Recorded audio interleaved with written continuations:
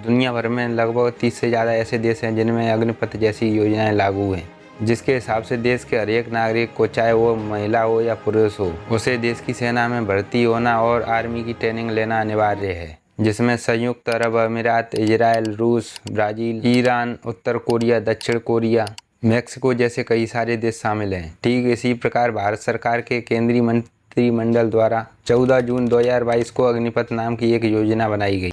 आज का अग्निपथ नामक एक ट्रांसफॉर्मेटिव योजना हम ला रहे हैं, जो हमारी आर्म्ड फोर्सेस में ट्रांसफॉर्मेटिव चेंजेस लाकर उन्हें फुली मॉडर्न और वेल इक्विप्ड बनाए, जिसके द्वारा सशस्त्र बलों यानी कि भारतीय सेना में युवाओं को 4 साल के लिए भर्ती किया जाता है, जिन्हें हम अग्निवीर कहते हैं। जिसके पीछे भारत सरकार ये चाहती है कि भारत का प्रत्येक नागरिक जो सेना में भर्ती होकर देश की सेवा करना चाहता है, उसे देश की सेवा करने का एक मौका दिया जाए और भारत का प्रत्येक नागरिक भविष्य में आपातकालीन जैसी स्थितियों से निपटने के लिए प्रशिक्षित हो सके।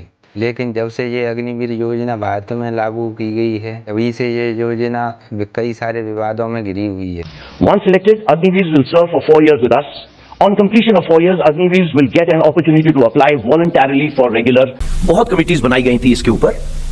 ये ट्रांसफॉर्मेटिव स्कीम जो थी, ये कई दिनों से जरूरत थी हमारी, जिसके लिए विपक्ष के द्वारा कई बार केंद्र सरकार को समय समय पर घेरा जाता रहा है। क्या विपक्ष के द्वारा लगाए जाने वाले आरोप सही हैं या देश के युवाओं को भड़काने के लिए एक प्रोपोगंडा चलाया जा रहा है? इनको अग्निवीर अच्छा लगता है, आप उसको रखिए, हम उसको बदल देंगे, हटा देंगे। अग्निवीर यूज एंड थ्रो मजदूर है। आज नहीं कल, कल नहीं बाद में, जब कभी भी सत्ता में इंडिया गठबंधन आएगा, अग्निवीर व्यवस्था हमेशा हमेशा। अग्निवीर शहीद हुआ, लैंडमाइन ब्लास्ट में शहीद हुआ, मैं उसे शहीद कह रहा हूं, मगर हिंदुस्तान की सरकार उसे शहीद नहीं कहती है। जानेंगे इस वीडियो में, तो बने रहिए इस वीडियो पर और वीडियो को पूरा लास्ट तक जरूर देखें। तो चलिए शुरू करते हैं। अग्निवीर योजना को लेकर देश भर में कई सारे फर्जी व्हाट्सएप ग्रुप चल रहे हैं, जिनके द्वारा देश के युवाओं को अग्निपथ योजना के बारे में गलत जानकारी देकर देश के अंदर माहौल खराब करने की कोशिश की जा रही है, जिनमें कई सारे व्हाट्सएप ग्रुपों को केंद्र सरकार द्वारा बैन भी किया जा चुका है। तो ऐसे फर्जी व्हाट्सएप ग्रुप से बचें। अगर कोई अग्निवीर ड्यूटी के दौरान शहीद होता है, तब ऐसी स्थिति में उसके घर वालों को 48 लाख रुपए का इंश्योरेंस, 44 लाख रुपए की अनुग्रह राशि, 4 साल की सेवा निधि और कोपर्स फंड के साथ साथ शहीद का दर्जा भी दिया जाता है। लेकिन अमृतपाल सिंह को शहीद का दर्जा क्यों नहीं दिया गया? इस सवाल के जवाब के लिए देश की सेना ने ट्वीट करके बताया कि 11 अक्टूबर को अमृतपाल सिंह की मौत खुद को गोली मारने की वजह से हुई थी। तब ऐसी स्थिति में 1967 के मौजूदा सेना के आदेश के अनुसार सैन्य अंतिम संस्कार का अधिकार नहीं होता है। तो वहीं सियाचिन में शहीद हुए अजय गेवटे को शहीद का दर्जा और उनके परिवार को 1 करोड़ से भी ज़्यादा सहायता राशि प्रदान की गई है। ऐसी कई सारी गलत जानकारी अग्निपथ योजना के बारे में बताकर और गलत बयानबाजी करके देश के युवाओं को भड़काने की कोशिश की जा रही है, जिनके हर एक सवाल का जवाब भारतीय सेना और भारत सरकार के पास है। एक को पेंशन मिलेगी, एक को शहीद का दर्जा मिलेगा, दूसरे को नहीं मिलेगा। गलत बयानी करके सदन को गुमराह करने की कोशिश। गलत नहीं है। हमारा कोई अग्निवीर का जवान शहीद होता है, उसके 1 करोड़ रुपए की धनराशि सहायता के रूप में उसके परिवार को मुहैया कराई जाती है। कॉम्पनसेशन मिलता है, नहीं मिलता है, पेंशन मिलती है, नहीं मिलती है, वो उसको मालूम। ये सदन झूठ बोलने की जगह नहीं है मान्यवर। सदन और देश से और अग्निवीरों से माफी मांगनी चाहिए मान्यवर। लेकिन इन सब के बाद हम बात करते हैं हमारे देश के युवाओं के बारे में। इनकी सरकार से क्या मांग है और ये किस लिए प्रोटेस्ट कर रही है? 4 साल से हटाकर उसको आगे बढ़ाया जाए। आर्मी कोई नौकरी नहीं है सर, वो देश सेवा है। सब बच्चे देश सेवा करने जा रहे हैं वहाँ पर। अगर वहाँ पर कोई बच्चा शहीद होता है तो खास सर उसको शहीद का दर्जा दिया जाए। 1 साल में 1 महीना छुट्टी मिलती है, तो छुट्टी का भी थोड़ा बढ़ाना चाहिए, जिससे कि 2 महीने कम से कम छुट्टी होना चाहिए 1 साल में, ताकि जो देश सेवा कर रहा है वो अपने घर भी रह सके थोड़ा। क्योंकि मेरे को देश सेवा करनी है, चाहे कितने भी साल लग जाए।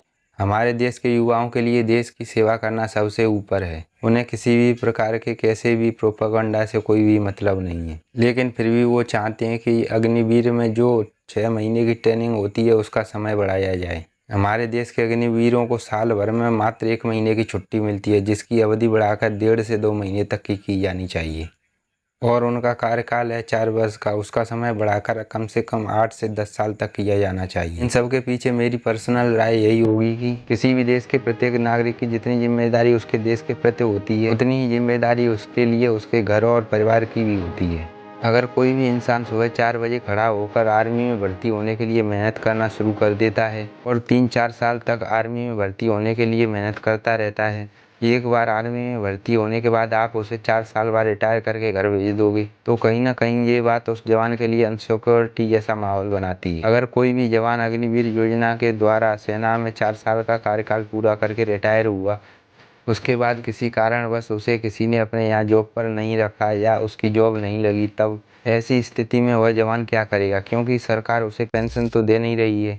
और सबसे बड़ी बात, अग्निवीर योजना में सरकार ने 25% जवानों को परमानेंट करने का नियम बनाया है, लेकिन इस बात की क्या गारंटी है कि 25% वाले कोटा में सिलेक्ट होने के लिए सेना के अंदर रिश्वतखोरी और सिफारिश जैसी समस्याएं उत्पन्न नहीं होंगी। ऐसी स्थिति में मैं यही चाहूँगा कि अग्निवीरों की सेवा अवधि को बढ़ाया जाना चाहिए, जिससे कि अग्निवीर के जवान देश की सेवा करने के साथ साथ अपने परिवार की सेवा करने में भी सफल रह सकें।